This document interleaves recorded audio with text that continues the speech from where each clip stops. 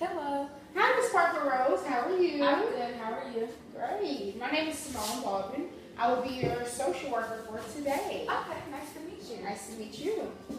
So, I see that you filled out the prior paperwork coming in here. For one, I want to say thank you and welcome you to my agency. Thank you for having me. No problem. No problem. So, what brings you in today specifically? Um, really, I don't want to say I was forced because I want help, but my husband just has some concerns about my mental stability, Okay. and he just wants me to see where I can get some help from. Okay. Well, I want to start off with saying you look beautiful. Thank you. Thank you. Have you been educated on mental illness and things in that manner? I mean, here and there, but nothing like in depth. You know, what you see on TV, what you hear about with your family, stuff like that, but nothing too in depth. Okay, well, I just want to give you a broad understanding of what mental illness is. Okay. As a social worker, my job is to also educate individuals, the community, and organizations on the importance of mental illness or anything that becomes a social issue, which brings you in today. So mental illness can be on a scale and varies in many ways. What society often views mental illness as is someone's crazy. Right. You heard that often? Yes. Right, but that's not right. Mental illness can come from low depression, mild anxiety, and it can be a severe schizophrenia or anything in that manner. Okay. So, have you been diagnosed with anything? Yeah, anxiety and depression. Okay. Is one that are the two that I've been hearing a lot the most. Okay, and let me tell you, that's very common. Okay. So there's nothing. We're gonna stop there. Okay. So that you understand what mental illness is. So, I see that you're 25 years old. Is that right? Wow, you look amazing. Thank you. And what do you identify yourself as? Multiracial. Multiracial? Okay, okay. I see you have a husband Yes. He's And- in the military. in the military, Mr. Hudson. So how is that going for you? It's an adjustment. He's been deployed for the third time, so it's been a struggle. So are there any relationship problems? It's just him being so far away, and we don't have any children, so it's like I'm just in this house by myself, and he's gone for 6 months, come back, and he has to leave again. And he's always said, well, this is the last time I'm going to be deployed, and it's just like, okay, well, last time was the last time. So I'm at home a lot, by myself, and he doesn't want me to work, so I just really just sit in the house and don't really do much. So it's a lot of separation and Yeah. Okay. Yes. Okay. And that's coming. My resources I will give to you in reference to separation anxiety, Okay. dealing with the military. We do have social workers that are on base and Okay. deal with a lot of women that have these separation anxieties that don't know how to cope with being away from their partner for a long period of time. Okay, so what's the history of your problems? Let's start off with taking this one step at a time. Okay. Depression. So what's the history of depression? Does it run in your family? Well, my mom had postpartum depression when my brother and sister and I were born. But that's the extent of what depression we have in our family. Kevin and I have been together since we were in college. So it's just like we've been together every single day. And it gets hard, when he has to leave and I'm, back here. So I just get really sad because he's like my best friend. Even though I have girlfriends, but it's just when you want to be around that certain person, then it gets a little depressing at times. And so like there were times where I would sleep all day, wouldn't eat, things like that. And I was like, something is wrong with me. So I just decided to go to the doctor and see what was wrong. Okay. So is your mother married? Mm-hmm. Okay. And is your father in the military? Yes. Okay. So you can kind of relate to her in Yeah. many ways. Okay. So what you can observe from your parents will often reflect in you. So Okay. being that it's in the same situation that your father has been deployed and your mother has suffered from depression postpartum, you mentioned earlier, it's kind of going to have an effect on you. Okay. So what we're going to say for depression, I'm going to refer you to a referral on basis that relate to separation anxiety or depression dealing with an intimate partner. Okay. Okay. How were you referred here? I was referred by my physician. Physician. Okay. In the past, how has your income changed? No, it's been steady. There was not really any pay cuts or anything like that. We actually had more money. I would say we spend less when he's not here. Because like when he's here, we're always going out to eat, or we're always getting something new or something like that. So when he's gone for those 6 months, there's more money, but nobody really spends because I don't go anywhere and he's out of the country. Okay. And are you working? Are you in school? How do you spend your leisure time with him not being present? I graduated. I got my BSW and my MSW, but I don't do anything with it because he doesn't want me to work just yet. He says he wants us to have a family first, which I can understand that. But with him being gone so much, it's like, well, when are we gonna have time to have a family? So I find time to go to yoga, do Pilates sometimes when I feel like it.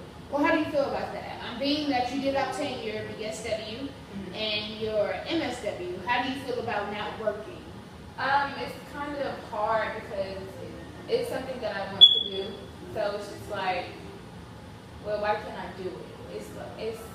It saddens me that I can put my degree to use. I done paid all this money for these degrees and I can't put them to use. So it's a little sad at times. Okay, and have you all discussed this? Yeah, I talk to him about it every time, but it's just like it goes in one ear out the other. Okay. Okay. So, we're here for depression, anxiety, and relationship problems. So what's your goal by the end of the session, or what are your hopes and desires to obtain by the end of therapy? I want to be able to tell him that I want to work, and I want him to be able to support me in working. I want to be able to cope with my anxiety and my depression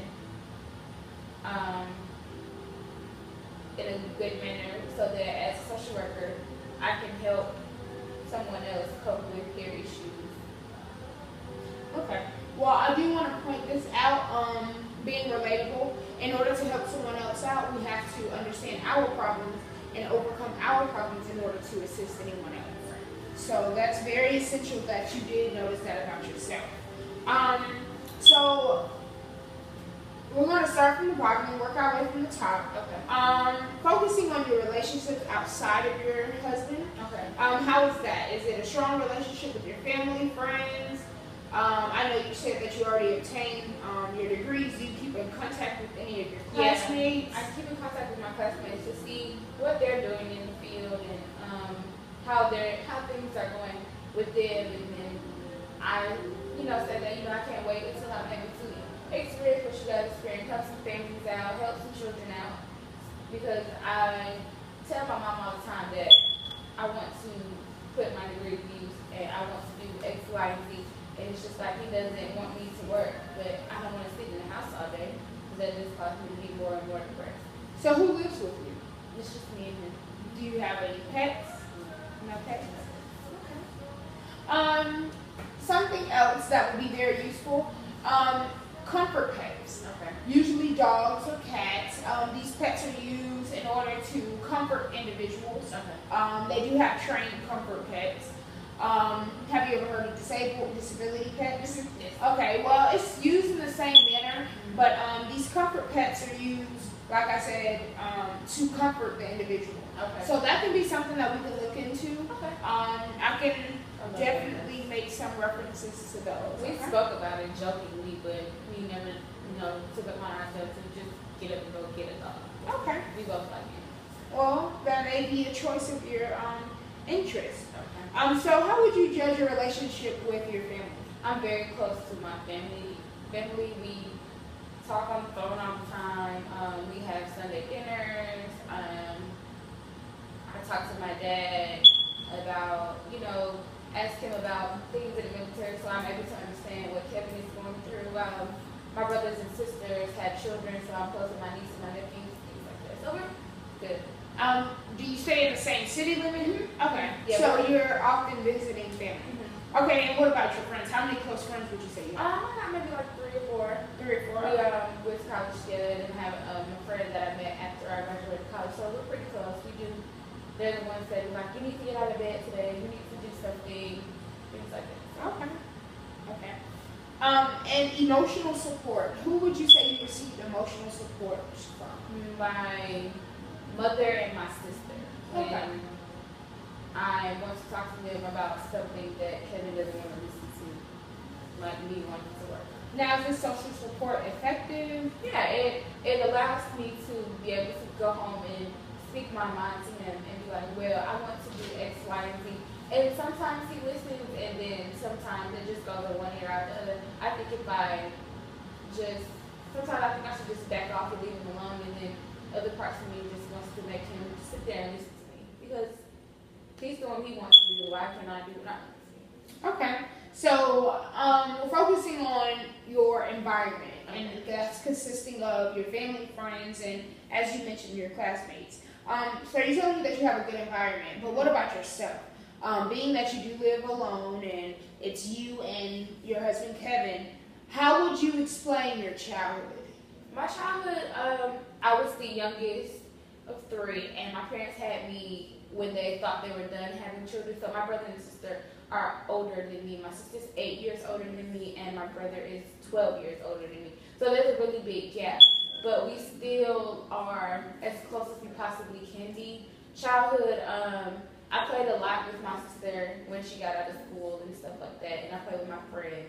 So childhood was good. You know, we maybe might didn't have everything, but we never went without.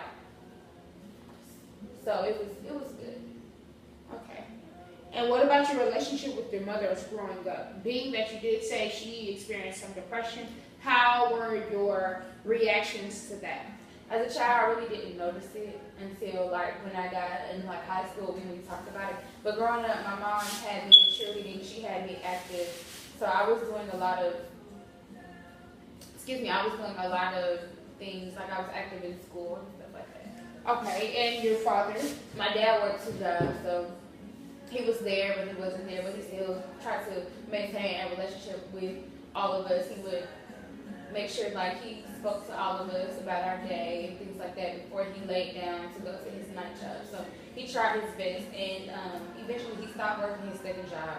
So we got to spend more time with him, and he bought us a dog and things like that. So when he was deployed, how did you feel? I didn't understand why he had to go. Like I just was really confused. I was about 9. So I was like really confused as to why he had to go, and at 9 years old, you really don't understand why your dad's getting up and leaving and not coming back for several months. And I was like, it's gonna miss my birthday and Christmas, and I'm gonna be mad and things like that. But now I understand why he did. Okay. And growing up, did you experience a lot of bullying? I got bullied a lot. I think that's where my depression and my anxiety stems from, because I used to wear like, I don't want to say they were boy clothes, but they were girl clothes, but they just didn't fit. They were like maybe 1 or 2 sizes too big, because my cousin would give me her hand-me-downs. And then so I would always wear my hair in a ponytail, and I would be considered gay because my clothes didn't fit, or I didn't have one of the latest shoes. So in elementary school, middle school, maybe half of high school, I didn't have no friends. I got teased and bullied and stole my shoes, things like that. And children experience that. I want to say that you're not alone. Hand-me-downs were definitely useful back then, because I used them for my brother. So I definitely understand where you're coming from with that manner. But your current friends, everything is good? Yeah, everything is good. We talk about life. We talk about having children. Some of them do have children. So, you know, we go to children's birthday parties and stuff like that. Okay, and do you all, well, something I would refer, do you all have a girls' night out? Oh, yeah, of course. We go out on Fridays, like it's just the girls, and then like when Kevin's in town, we do like the husbands or the boyfriends and things like that. So we split it up, and then we do everything together. And Great, because that's what I was going to recommend. I know me and my girls, we always have a going out day, and I also have a book club. Okay. that I sit with my girls, more from the social life, but more of the influence of women overall. So you might want to look into that.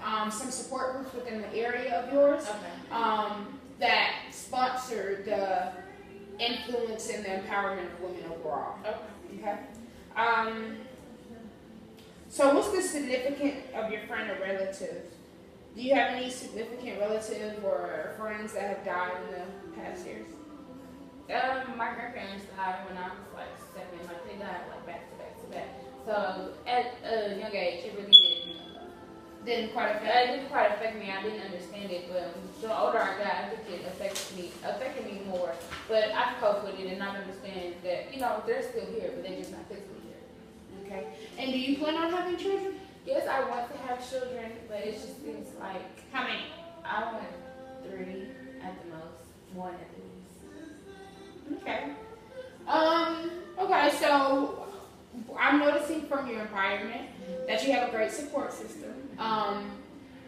You want to be more encouraged, self-encouraged to do more things, Right. which is totally understandable. I feel like the self-support group with other women in your same shoes, and with the references that I mentioned to you today for the social workers on base with other women that are facing the same problem, you can relate to the situation, and you all can you can socialize and expand more as an individual. Okay. And not only can you help yourself, but once you overcome your experience with depression and separation anxiety, you'll be able to venture out. Religious in your culture. So what do you define yourself as being religious? Religious, I'm Christian Baptist. Okay, and your attendance in churches. What do you depend on the church? I go to the church for a lot of, I guess, to get a lot of answers. So I go to the church quite frequently. I grew up in the church, so it wasn't like I had to go back. I want my children, when I have children, to be able to grow up in the church and grow up the right way. So if I continue to go there when I have children, it will just come easy to me. Okay, and are you active in the church at all? Sometimes when they ask me to like usher or put together programs or things like that. So when they need to. Okay, and do you feel as if your culture shapes your religious values? Because growing up, being multiracial, there was so many different ways that I can go. But because my parents look black, we just automatically define with black. So being African American, well, some part African American, you growing up in the church is what you were taught, and that's what you did. Sunday, Wednesday, Thursday, Tuesday. Okay, that's great. That's great. So more with your cultural and your ethnicity, has that had any influence on your relations with your partner, being multiracial or anything? Me being multiracial doesn't really affect our relationship because we really don't. I don't want to say we don't see color, because we do see color, but it doesn't have like a negative effect on it. Like he knows that I'm black, I'm white, Irish, and Cherokee, but he doesn't look at me as she's all these different races. She's gonna act she's gonna be a different person every day. We just more focus on what's on the inside, and then the outside is just the initial bonus to what's on the inside. Okay, I asked that because initially males and the culture they come from, I know that you mentioned that he did not want you to work. It may be that his culture and his origin being brought up is women don't work, I supply the needs of a man. So does his culture affect you, or do you all come from pretty much the well-rounded culture? How does that work? His mom didn't work because his dad was in the military. Yeah. So I think it just stems from, because it's African American, so I just think that stems from, okay, well, since my mom didn't work and we made it out okay, I can join the military and you don't have to work, and then it'll be okay. So I just think that he's just following the tradition of his family. Okay, and that definitely shapes the outcome of how he's going to prosper in life. So that was really well. Let's move forward to education. Are you currently and getting any certifications after your BSW? Are you looking I to? want to be a licensed clinical social worker, so I am looking into doing that as well as obtaining my doctorate. Okay, so I know you said you obtained your MSW. How was your experience in school? College in the beginning was rough because I had never been away from home, so it was an adjustment. But once I got adjusted to it, it was fine. That's where I met Kevin, and but Kevin ended up transferring to a different school, so then it got hard then. But we managed to get it back on track. And once I graduated, I went back home for a while, obtained my MSW. After I obtained my MSW, we got married, and as soon as we got married, we got deployed like a week later. How far away were you from home? I was to Savannah State for BSW, and then I heard they have a great, outstanding program. and then MSW, I went to Kennesaw State. So I was 45 minutes away from home for a master's program. Wow, okay. Great schools, great education background. I know you're going to be great. Thank you. Okay, and I know you mentioned that you're unemployed. Do you volunteer anywhere? I volunteer at a local elementary school at their after-school program. So helping them with their homework, giving them snacks, things like that. And how often do you go there? Monday through Friday. How long are you there? From about 2 to 6. Okay.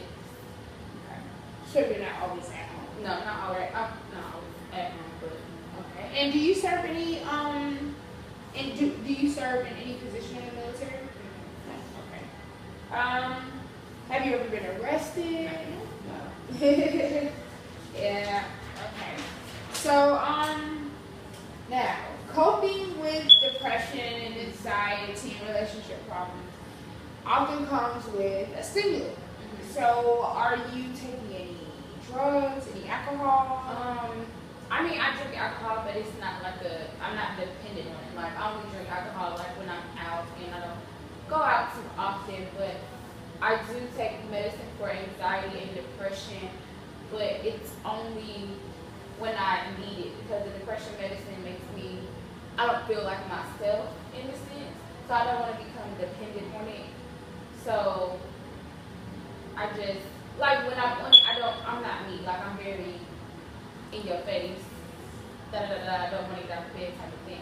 Okay, so, dealing with alcohol, how many drinks would you say you have in one day? If I'm out with my friends and it's like a going out type of thing, like maybe like 2 or 3 at the most. But if we're like at home and it's like a sit down thing, maybe like a glass of wine. Okay, and during a week, would you say that's every week? No, we don't go out every week. But I do keep maybe 2 bottles of wine in the house. And how does that make you feel, alcohol?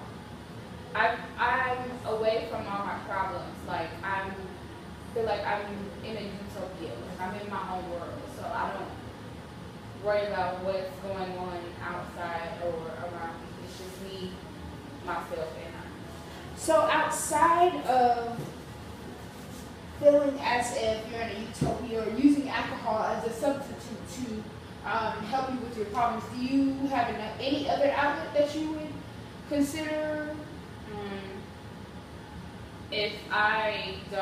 If it's too early to drink, I'll just probably go running. I'll do some yoga or some Pilates or something like that. But that's like very rare. Or I'll just call my mom and if she don't answer, then I don't care if it's early or not. I'm gonna go get a glass of wine. And when was your last drink? 2 days ago. Okay. And what about drugs? Just to name a few: speed, uppers, crystal meth, crank pills, smoke, marijuana, pot. Marijuana. You use marijuana? Okay. Any over-the-counter drugs? I know you said right. Yeah. Okay. So I know marijuana is something that is non-tolerable in the military. Is your husband aware of that? No, I don't smoke weed. Okay. Yeah. Okay. And how often do you smoke marijuana?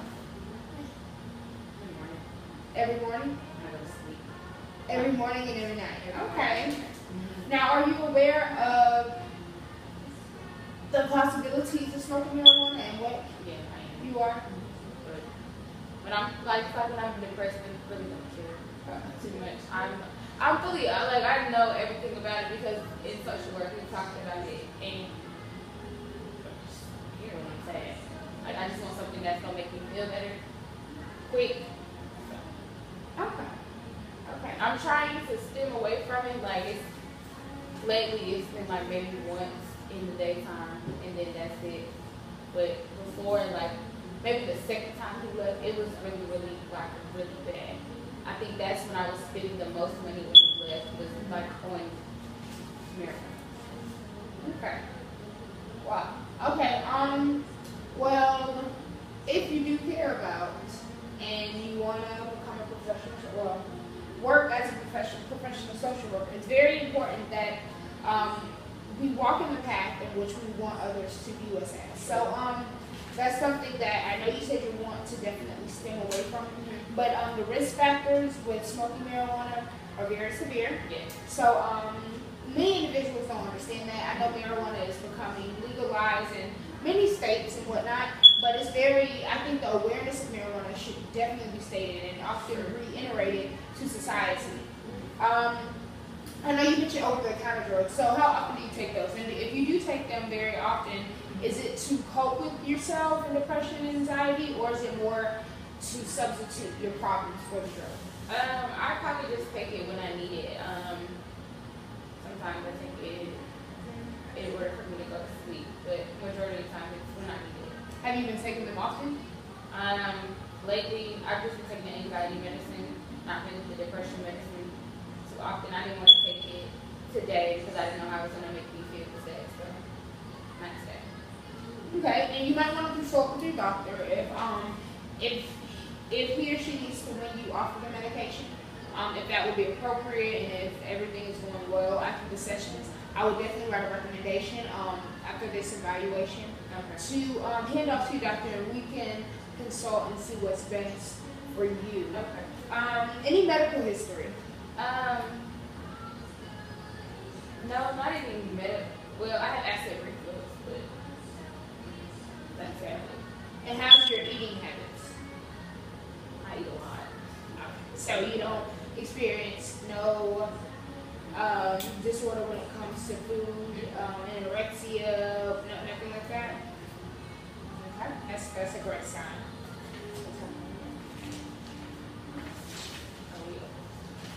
Okay, so right now what I definitely want to mention to you are some referrals. So I mentioned earlier about things at social workers on camp basis.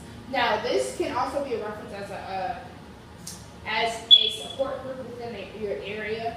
I will give you my contact information, and I will schedule you for a next appointment. I will have all those referrals here with cards, and we can set up appointments as we go. Also, I would focus more on depending upon yourself. You have a great support system, and that's absolutely great. But I want you to focus on what can you do for yourself. And I see that supplying your needs as an individual is very predominant. Being a woman and wanting the lifestyle that you want, 3 kids and balancing a marriage while often in the military, I think that you should educate yourself on more, or I can give you resources towards that, of educating of benefits of being Army wife. So that will come with, you may be able to go with him and travel with him and move from base to base, but that also comes with complications of moving from one state to another.